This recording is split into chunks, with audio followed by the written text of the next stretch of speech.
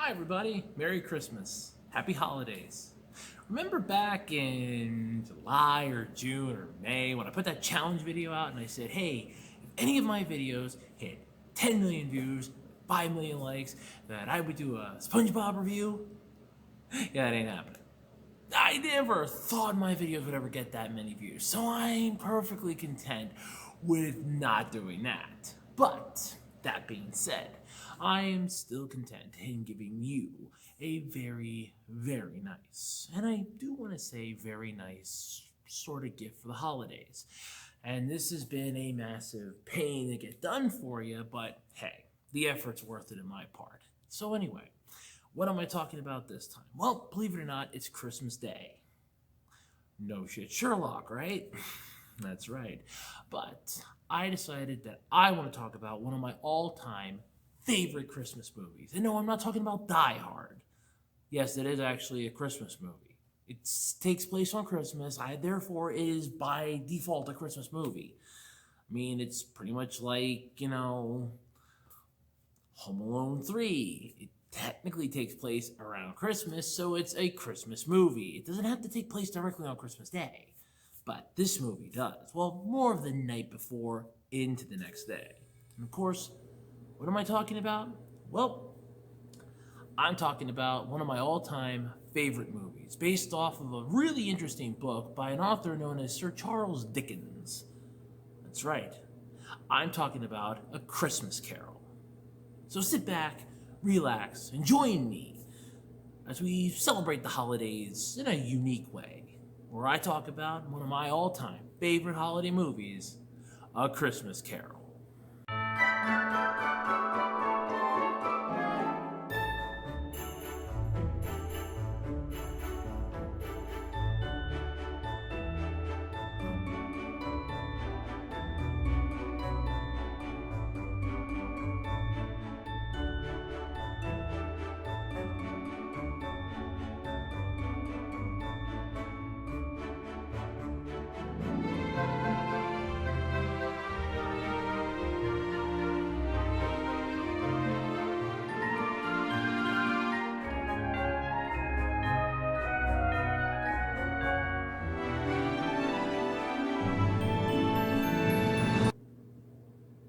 So let's start this off right. Obviously, you know the story of A Christmas Carol. Ebenezer Scrooge, miserable old miser that basically gets haunted by three ghosts. Technically four if you count the ghost of his partner, Marley. So, these ghosts are tasked with giving Scrooge one final chance to redeem his sorry ass. I mean, let's face it, the guy's been screwing people left, right, sideways all over time. So of course, Scrooge has to be punished, but they don't want to punish him. They want to give him one last chance. And yes, there are many iterations and many versions of this movie. There's a Flintstones version, a Jetsons version, there's my favorite, the George C. Scott version, the Muppets threw a version in here, there's the Alistair Sims version that my mom loves. There's so many of them. Hell, Hallmark's even done a few of these. So what does that tell you? I thought their Single Santa Seeking Mrs. Claus was an interesting movie. Then they made a sequel. No. This movie is one of the classics, a cult classic, if you will, and honestly, I love it for many, many reasons. But that being said, anyway, the story goes as such. Marley is dead to begin with. No duh. In fact, I wish I kind of had the book right here with me. I would just read you the book, because it's a lot more interesting in the book. But here's the general constraints of it. Jacob Marley was Ebenezer Scrooge's business partner. Go figure. Marley dies, and of course, Scrooge basically decides, I'm a miserable miser, I'm gonna pinch every single penny I can, screw everybody around me. He's haunted by Marley's ghost, who tells him, I should say forewarns him, screw telling him, he forewarns him. You will be haunted by three ghosts before the night is done. The ghost of Christmas past, the ghost of Christmas present, and the ghost of Christmas yet to come. So basically, a pixie, a jolly elf, and death. Pretty much. Here's what ends up happening. The ghost of Christmas past takes Scrooge back to when he was a child, his younger years. Both as a child when he was sent to a boarding school by his father, who hated the man, and of course, as a teenager when he was working for Fezziwig. Uh-huh. And he was reminded about all the things that brought misery to him around the holidays. The fact that he could never really go home for the holidays, and the one time he's finally allowed to come home, it's, oh, you're going to be here for like a week, and then you're out the door. Go figure. Yes, go figure anyway. But all of this is playing out as the A story, while as always there's the B story, which we end up running into in the second ghost, the ghost of Christmas Present. This is the one that takes place right now in the current moment of Scrooge's life. And honestly, it's a unique twist on it because of one simple concept. Scrooge doesn't know about the world around him. He doesn't care. So long as it doesn't involve money, he doesn't give a shit. And guess what? He ends up seeing what it's like for his right now employee, the loyal ass-kisser that he is, Bob Cratchit. See, the Cratchits are poor. And I don't mean poor, but they're happy and they know. No, they're dirt-ass poor. They know it and they still find some gleam and joy. There's the entirety of it, including Tiny Tim. Tiny Tim breaks Scrooge, I think, in a way. And it's a unique sort of aspect that it has. Still, it breaks Scrooge. Just enough. He's also visiting, in spirit form I should say, his nephew Fred. Now Fred is his only other living heir. Why? Well, his sister died during childbirth, unfortunately, and Fred is his only living relative anymore, as his father's already passed away and his mother was already gone prior to the story beginning. So, Fred's it. Fred always comes around every year and invites his uncle to Christmas dinner, to which it's always referred to and basically returned the invitation as Bah Humbug. Yes, remember, those of us that ever work in retail around the holidays, we're saying this pretty much every day leading up to Christmas Eve. Bah Humbug. Anyway, because it's Christmas, Scrooge is like Cratchit off for the day. Cratchit enjoys spending it with his family. He goes to church with Tiny Tim, comes home to a wonderful feast prepared by his wife and the other children. Tiny Tim was basically a wonderful little child that sat there in church so quietly that morning, according to Cratchit. It was almost as if he wanted everyone to see him, to remember this day. Now, I'm not going to get into the religious aspects of it. You can honestly Google that. Everybody probably knows that. It's been drilled into you since birth, but I'm not going to divulge into it. It's just a unique concept, how you have the Cratchit family, and throughout all this, throughout all the misery that Scrooge has brought him by paying him so piss-ass poorly, they have a massive family to feed, Tiny Tim's got a medical issue, Cratchit still manages to find some joy in life. Even in the harshest of realities, he still finds joy. Unlike the Ghost of Christmas Past, which just egged him on a little more and pissed him off, the Ghost of Christmas Present managed to break him massively. I always like how every version usually has them come in and say, "Come in and know me better, man." See, the Ghost of Christmas Present is my favorite of the three ghosts. Past was just annoying as hell. Oh, here, let's take you back to your childhood. Yeah, he remembers all of his old friends and his sister and all that other fun stuff. And then just like that, he's whisked back into his teenage years, his young adulthood, his apprenticeship with Fezziwig. And then he ends up getting into business, and then there you go. I gotta admit, the Muppets did a really good version of this. Hell, even the George C. Scott version wasn't too bad. But the Ghost of Christmas Present is what drives the point home, at least for a good chunk of it. This is finally what shows Scrooge that there is a life outside of what I have deemed a life. And it's honestly something that I enjoy. Now, this also comes at a horrible cost for Scrooge, because as he's realized that everybody outside of his little circle that he's created for himself poke fun at him, and he'll have some jokes at his expense, namely his nephew Fred and Fred's wife. Unfortunately, Bob Cratchit still wants to toast the man. He still thinks that there's some goodness left in that sorry old sack of shit that hired him and pays him. He's certain that there's still some goodness in him. And honestly, there is. But it's just trying its best to get to the surface. The Ghost of Christmas Past may not have done much to help, but Present sure as hell made one big impact. And even as his dying breath, the last few moments, is interesting. Now, this depends upon which movie you want to watch. If you're going to watch any of the actual real ones, even the Jim Carrey CGI one, you're going to get the line in this with the two children hidden under the robe of the ghost of Christmas present. They are want and need. Need and arrogance. Well, want, need, and arrogance, basically. It's two of them.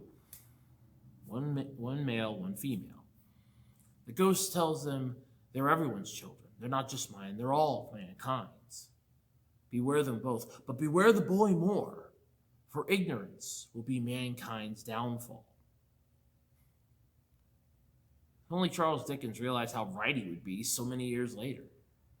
Seriously, it's actually kind of scary. But the interesting part, though, has to come from the final ghost. The ghost of Christmas yet to come.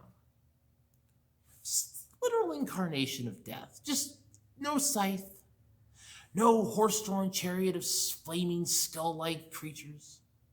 Just shows up, quiet, menacingly. He just stands there and tells Scrooge how badly he's fucked up, and in more ways than one. Scrooge just doesn't want to accept this, and honestly, I don't blame him. Of course, he has to. He's been shown the light by the ghost of Christmas past. Not past, present. Past screwed the pooch. Present fixed it. But yet to come drove it completely home, finishing the nail in the coffin. Literally, by showing Scrooge his death. Not at the actual point when he dies, of course. He's already dead at this point. His chambermaids basically cleaned his house out, stolen everything, his blankets, his bed sheets, his curtains. Oh, she basically robbed his whole dead-ass blind. The people he was doing business with, they don't want to deal with him. They want nothing to do with him. As far as they're concerned, and this is the point that I really do like, they'll go to his funeral if lunch is provided. He finds out how much and how miserable people are around him. Even so much so, a lowly family that is struggling just to get by. And this is from the George C. Scott version, by the way, where the father is willing to go to the workhouse, and he wants to send his children somewhere else with his wife till he can find work. She goes, no. We'll sooner be together. We'll die together before that happens. Scrooge sees this. He knows that he's wrong. He knows he's been wrong. He knows he's been arrogant. He knows he's been an asshole. He knows he's royally screwed up. The thing is, he can't fix it anymore. At least not from where he is. The part that finally nails it home for him is when he sees the tombstone. But slightly before that is when he finds out what happened to poor Tiny Tim. Tiny Tim no longer exists. As the ghost of Christmas present had forewarned him, if these things remain unaltered by which I see, no more of my kind will see him on this plane. If these shadows remain unaltered, there will be no other of my kind will see him. And it is true. Tiny Tim dies. Scrooge is broken by this. Literally broken. Bob Cratchit's holding it together as best he can. His wife is barely holding it together. The kids miss their younger brother. And Scrooge himself can feel all that pain and misery. He knows all too well what it's like to lose family members left and right. But he knows all too well what it's like to lose someone that you truly love. He lost his sister. Bob Cratchit's lost his son. And that's the interesting point when it comes to this movie, and even this story in general. Ebenezer Scrooge was a miser, a miserable son of a bitch, an asshole of assholes. But still, he managed to do the one thing that nobody ever thought possible. He could change. And the reason why was what he saw written upon the tombstone that was pointed out to him by the ghost of Christmas yet to come. His own name. Here lies Ebenezer Scrooge. No one mourned him, no one missed him, no one cared. No one was willing to go to his funeral unless they were going to be given money or food. Nobody cared. And it broke him. When he finally woke up, he was a changed individual. On Christmas Day, no less. And this is the part that I always found interesting. When he realized that the spirits did it in one night. Just one night, 3 hours. They were able to do it. They were able to change him, to fix him. It was an interesting concept. Especially the fact that Scrooge immediately realizes, I can change. I can fix all the problems. I can do what I can to help. And he does. He was taken aback by how small the Cratchit's Christmas feast was. Bob Cratchit could barely afford a big enough bird to feed his family. I remember that from the George C. Scott version, The Ghost of Christmas Present, going, that's all the Cratchits can afford. It's so small, but that's all they could afford. They were finding the most in nothing. And Scrooge just couldn't understand it. It's still an interesting concept, but still, makes you think. So he gets the biggest bird, the prize-winning turkey, this big-ass behemoth. As it's sent to Cratchit. It's a Christmas present. But it is to remain anonymous. Cratchit is not to know who received the bird, who sent it, only that he is to get it. It is to be delivered in time for Christmas dinner. That's the best part. Of course, then there's also his nephew Fred, who he makes amends with, and offers to come every year for Christmas, if he's invited, to which he always will be. And that is the interesting part. Of course, now the story doesn't just end there, depending upon which version you watch. Again, there's a little extra. If you watch the Muppet version, well, you got Michael Caine doing his little dance around the office, putting little presents down for the rats, and then heading off for a big Christmas feast at the Cratchits. Whereas if you watch my favorite version, the George C. Scott version, well, goes one step further. You see, Scrooge decides he's going to one-up Cratchit on the 26th. See, he told Cratchit to be here all the earlier the next morning. You can have Christmas off, but be here all the earlier the next morning. Which he does. He manages to show up before Cratchit does. Stands there and waits for him and goes, you're late. As Cratchit runs to the door, he opens it up only to realize that it's already unlocked. Oh crap. He walks in, doesn't see Scrooge, figures I'm safe. And then just like that, Scrooge appears. Terrified. He thinks he's fired. He's screwed. He's done. He tells him we were just making merry last night. We find out that he's just going to double Cratchit's salary. He's going to embark to make sure that Tiny Tim grows stronger every day. On his life, he swears it. And he was a changed man after that. He was as good as his word. And it's just an interesting concept. I still like the Muppet version. It's one of my favorites, but so is the George C. Scott version.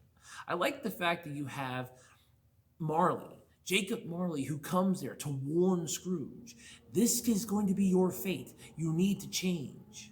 Marley's covered in change, boxes, strong arm boxes, stuff that was holding what he valued the most in life, money.